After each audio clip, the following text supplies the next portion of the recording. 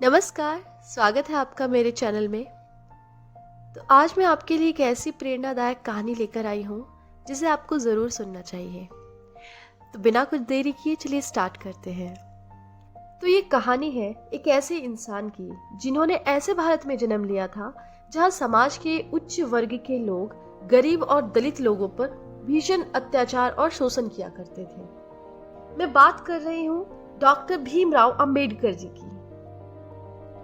इस वीडियो में मैं उनकी संघर्ष भरी जिंदगी की कुछ घटनाओं का जिक्र करूंगी जिन्होंने उनकी जिंदगी में बहुत बड़ा प्रभाव डाला। तो चलिए स्टार्ट करते हैं। डॉक्टर भीमराव अंबेडकर जी का जन्म 14 अप्रैल 1891 में मध्य प्रदेश के मऊ गांव में हुआ था। उनका परिवार मेहर जाति से था, जिन्हें लोग बहुत ही निचले तबके का मानते थे। लोग उनकी परछाई भी अपने ऊपर नहीं पड़ने देते थे।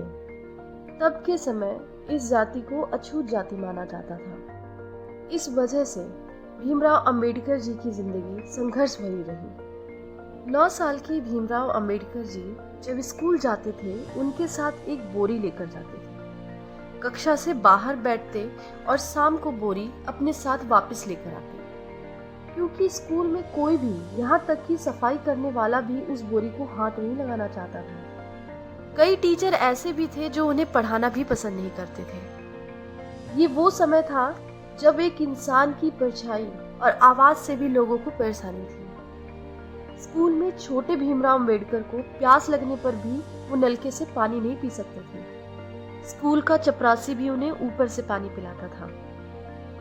कई बार ऐसा भी हुआ कि उनके कई दिनों की छुट्टियों पर जाने के बाद किसी दूसरे ने उन्हें पानी तक नहीं पिलाया। एक बार प्यास से व्याकुल होकर जब उन्होंने छुपकर पानी पीने की कोशिश की तो उन्हें बहुत मारा गया। ये दुखद है कि ये सारी घटनाएं महज 9 साल के बच्चे के साथ हो रही थी। फिर एक खास घटना हुई जिन्होंने बाबा साहेब भीमराव अंबेडकर के जहन में गहन प्रभाव डाला। 1901 में वे अपने भाई के साथ अपने पिता के कहने पर कोरेगांव आए। दोनों भाई रेल से सफर करते हुए मैसूर के रेलवे स्टेशन पहुंचे। वहां से उन्होंने निश्चय किया कि वो बैलगाड़ी लेकर मैसूर से कोरेगांव जाएंगे। जब बैलगाड़ी वाले को पता चला कि ये दोनों बच्चे मेहर जाति के हैं, तो उन्हें बैलगाड़ी से बीच रास्ते में ही उतार दिया गया। फिर दुगना किराया लेकर उन्हीं से बैलगाड़ी चलवाई।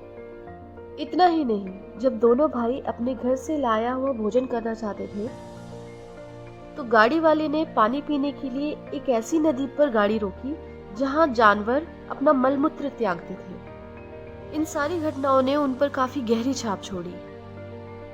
दोस्तों, अब आप कल्पना करो अंबेडकर साहब के मेंटल स्टेटस की।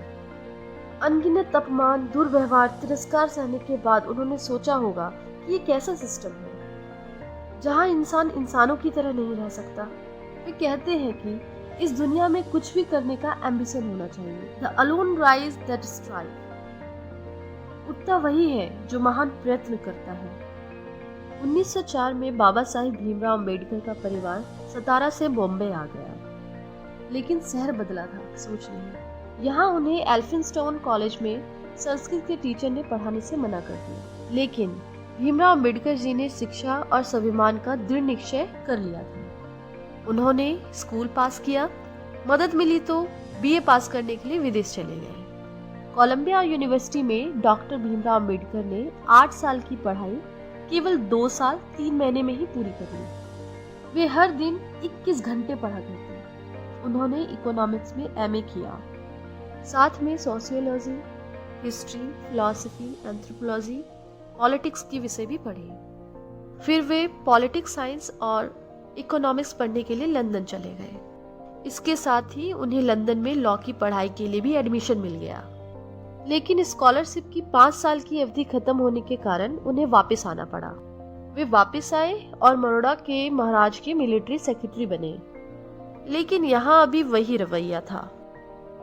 चपरासी टेबल पर फाइल फेंक कर चला जाता, ऑफिस में पीने के लिए पानी नहीं मिलता और भोजन के लिए उन्हें बाहर जाना पड़ता था। तिरस्कार से तंग होकर वे बॉम्बे के सिडरम कॉलेज पढ़ाने चले गए, लेकिन वहां भी स्टाफ रूम में रखे गए मटके से पानी पीने पर कई टीचर्स को आपत्ति थी।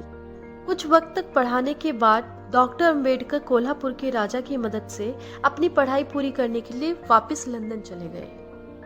बाबा साहेब अंबेडकर जी को 11 भाषाएं आती थी और कहा जाता है कि वो 64 सब्जेक्ट्स में मास्टर थे। लंदन स्कूल ऑफ इकोनॉमिक्स ने उन्हें डॉक्टर ऑफ ऑल साइंस की डॉक्टरेट दी थी।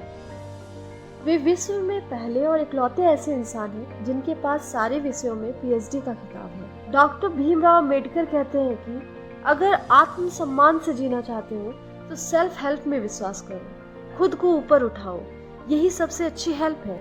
वो कहते हैं sincerity is the sum of all moral qualities.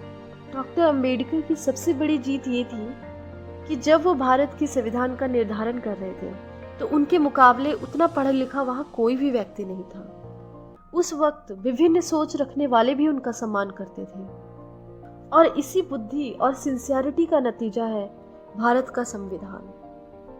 3 साल की कड़ी मेहनत, 40 देशों के कॉन्स्टिट्यूशन पढ़ने और कई देशों के समाज और कानून व्यवस्था समझने के बाद डॉक्टर अम्बेडकर जी के नेतृत्व में दुनिया का सबसे बड़ा संविधान लिखा गया। उन्होंने भारत के लिए एक प्रोग्रेसिव कॉन्स्टिट्यूशन का निर्माण किया था। इसीलिए बाबा भीमराव अंबेडकर जी को फादर ऑफ इंडियन कॉन्स्टिट्यूशन कहा जाता है। मैं आपको बता दूं, राजगढ़ में स्थित डॉक्टर भीमराव अंबेडकर की लाइब्रेरी में 50,000 किताबें थीं। किताबें तो खरीदकर कोई भी रख सकता है, पर बाबा साहेब भीमराव अंबेडकर के देहांत के बाद जब उनकी लाइब्रेरी खोली गई तो हर किताब में कई जगह नोट्स और कमेंट्स लिखे थे। आप जरा उनकी बुद्धि की स्थिरता के बारे में सोचिए। जीवन भर अमानवीय व्यवहार सहने के बावजूद उन्होंने अपने मन में किसी तरह की नफरत नहीं पाली, क्योंकि वो जानते थे कि नफरत कमजोर दिमाग का खेल है। वे अंत तक एकता भाईचारे की बात करते रहे। डॉक्टर भीमराव अंबेडकर कहते हैं, we are Indians firstly and lastly.